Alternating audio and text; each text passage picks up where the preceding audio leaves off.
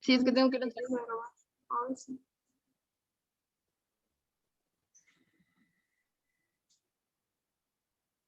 Nosotros somos el equipo 1 con la exposición de penal con el tema de la inculpabilidad. Integrando el equipo son Claudia Guimara Herrera, Fabiola Michelle Jasso López, Julián Alejandro Torres Medrano, Julián Francisco Alvarado Medrano, Jesús Manuel Navacruz, José Mauricio Peña Torres y María Fernanda Sánchez Tristán.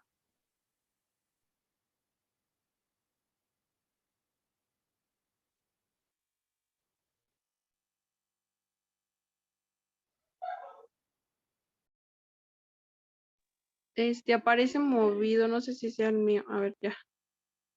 El número 1, concepto.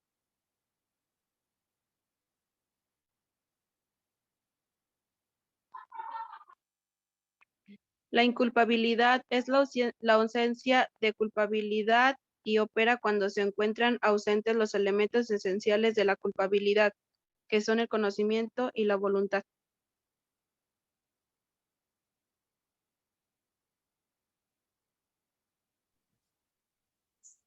Tema 2, ignorancia y error. Tanto la ignorancia como el error son actitudes psíquicas del sujeto en el mundo de relación, aunque con características diversas. La ignorancia es el desconocimiento total del hecho, la carencia de toda noción sobre una cosa, lo que se supone una actitud negativa, en tanto el error consiste en una idea falsa o errónea respecto a un objeto, cosa o situación, constituyendo un estado positivo. Para los efectos del derecho, sin embargo, los conceptos se identifican, pues tanto vale ignorar como conocer falsamente. Lo cierto es que estos dos conceptos se combinan, pues en muchos códigos de procedimientos penales suele usarse solo la expresión error, que también abarca el concepto general de la ignorancia.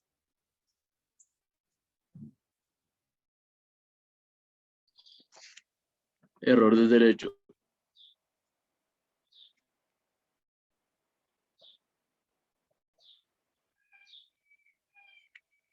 Siguiente, por favor. El error como género comprende como especies al error de hecho y al error de derecho, distinción proveniente del derecho romano y reconocida plenamente en nuestros días. El error relevante solo puede consistir en un hecho de trascendencia jurídica, pues solo lo inexistente para el derecho carece de una importancia, de lo cual infiere que el error relevante es necesariamente un error de derecho. Resultado dogmáticamente imposible sostener la división entre error de hecho y error de derecho. Siguiente, por favor.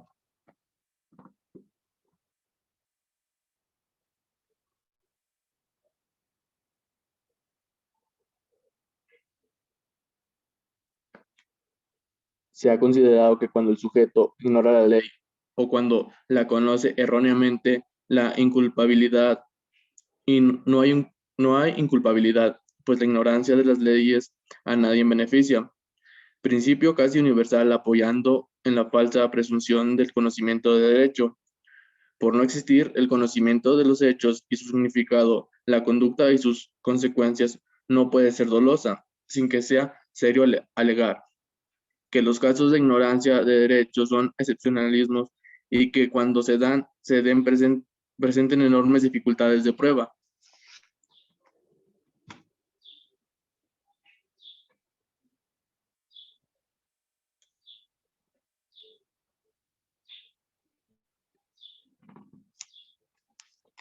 La antigua teoría sobre el error de hecho y distinción con error de derecho, en opinión de Enrique Curie, se encuentra obsoleta en razón de la impracticabilidad, pues en los casos particulares resulta imposible trazar un límite entre los elementos de hecho y derecho que integran el delito, especialmente después de la progresiva invasión de los tipos por elemento normativo. Por lo demás, las consecuencias que habrían de extenderse de esta distinción serían casi siempre erróneas, cuando no manifiestamente injustas.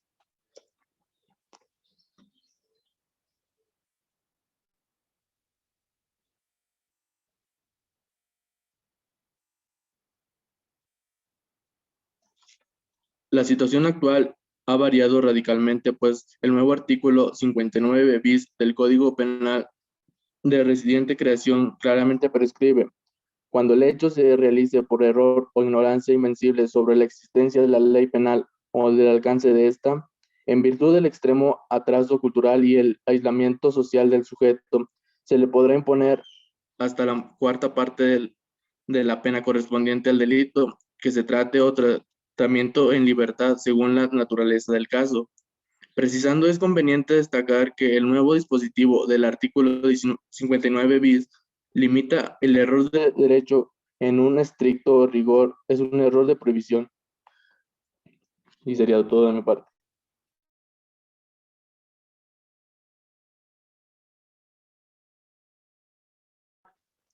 El error de hecho. Dice que el error de hecho se subdivide en error esencial y error accidental. El error de hecho esencial produce inculpabilidad en el sujeto cuando es invencible, pudiendo recaer sobre los elementos constitutivos del delito y de carácter esencial o sobre alguna circunstancia agravante de penalidad. El error esencial vencible excluye el dolo, pero no la culpa, careciendo por ello de naturaleza inculpable, salvo que la estructura del tipo impida esa forma de inculpabilidad. El error inesencial o accidental no es causa de inculpabilidad por recaer sobre los elementos no esenciales, accidentales del delito o sobre simples circunstancias objetivas, etc., comprendiendo los llamados casos de aberración. Las ideas anteriores se comprenden en el texto del artículo 15, fracción 11, dice literalmente lo siguiente: son circunstanciales excluyentes de responsabilidad penal realizar la acción u omisión bajo error invencible respecto a alguno de los elementos esenciales que integran la descripción legal o que por el mismo error estime el sujeto activo que es lícita su conducta. No se excluye la responsabilidad si el error es vencible. El error que recae sobre las circunstancias del hecho típico, cuando es insuperable, tiene la voluntad de eliminar el dolo. A tal error se le conoce como error de hecho o error de tipo. Cuando el error no recae sobre las circunstancias que pertenece al hecho o tipo legal, sino sobre la licitud de la realización del tal hecho, se habla de la existencia de un error de prohibición o error de permisión, que dentro de la distinción entre error de hecho y error de derecho, caería en el ámbito del primero. En el artículo 15, fracción 11, precisa como circunstancia excluyente de responsabilidad el realizar la acción u omisión bajo un error invencible respecto de alguno de los elementos esenciales que integran la descripción legal. Hasta ahí mi participación. 5. El error accidental. Lo constituyeron los casos de aberración denominados aberratium ictius y aberratium in persona.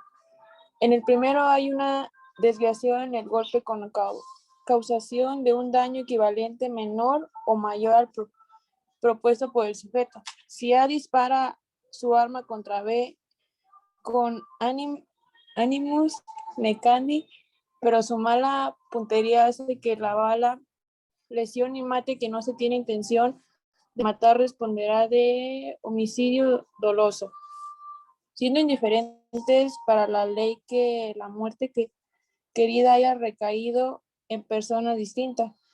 La culpabilidad del agente en plena y en error inesencial eti, nada varía de subjetividad del hecho imputable.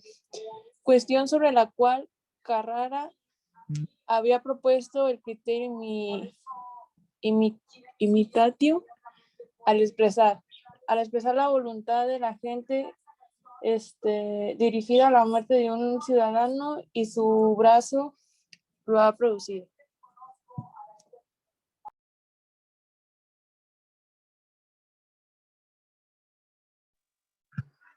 Delito putativo. La que sigue, por favor.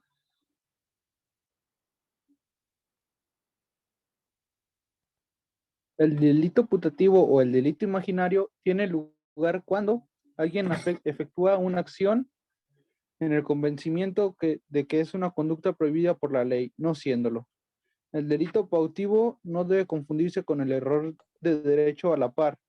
A la par son semejantes, pero no lo mismo. Para Porte Petit observa que uno y otro existe un error.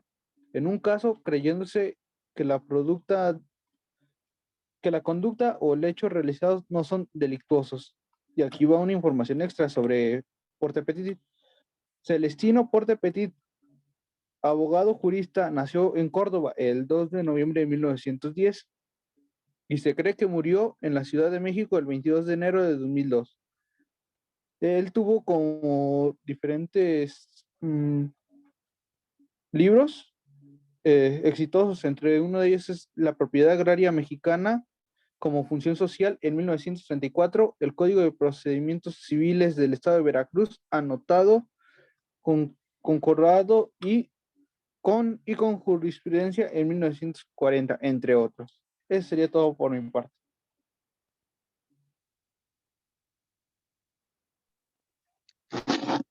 Las eximentes putativas.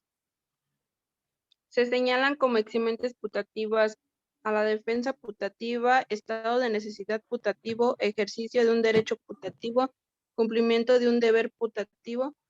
Sirven de guía para encontrar el concepto de cada uno de tales eximentes, los propios elementos constitutivos de las causas de justificación a las cuales se agrega el error esencial e invencible en que se encuentra el autor del hecho enjuiciado respecto a la licitud de su conducta y del resultado causal de esta.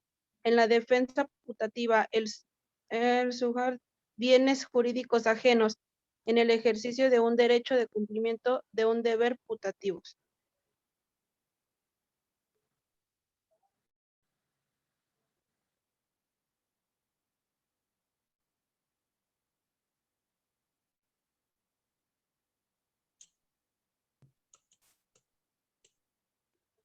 La no exigibilidad de otra conducta.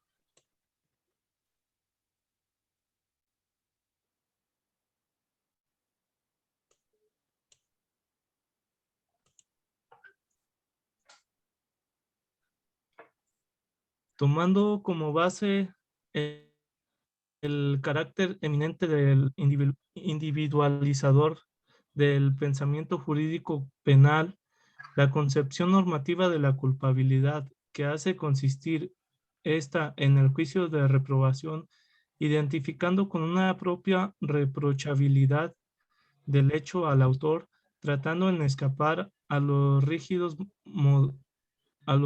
moldes del ordenamiento jurídico, incapaces en ocasiones de adaptarse a las extrañas formas de la vida concreta, ha buscado una solución en las llamadas inexigibilidad. Las mismas razones de justicia y conveniencia que se lleva a aceptar la no exigibilidad de otra conducta en la culpa le parecen a Metzger aplicables para extenderlas al ámbito del dolo, aunque se cuida de advertir que los puntos de vista obtenidos en el ámbito de la culpa no deben, en modo alguno, ser trasladados sin más trámite al campo del dolo, estableciendo claramente que la causa de la exclusión de la culpabilidad de la no exigibilidad solo queda reservada a una zona relativamente pequeña del libre aparición.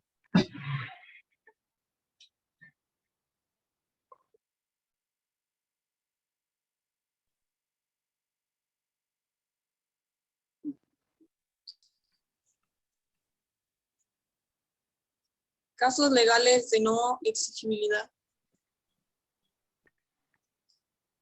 Dentro del artículo 15 del Código Penal, como circunstancias excluyentes de responsabilidad, se recogen auténticos casos de no exigibilidad de otra conducta.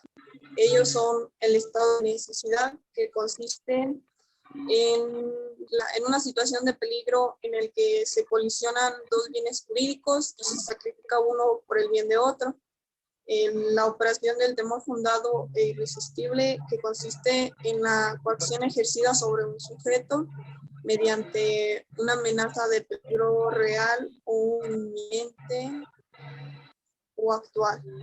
El siguiente, que es el encubrimiento de parientes, que consiste básicamente, como lo dice, en el cubrimiento, auxilio o protección de parientes próximos en la realización de un delito.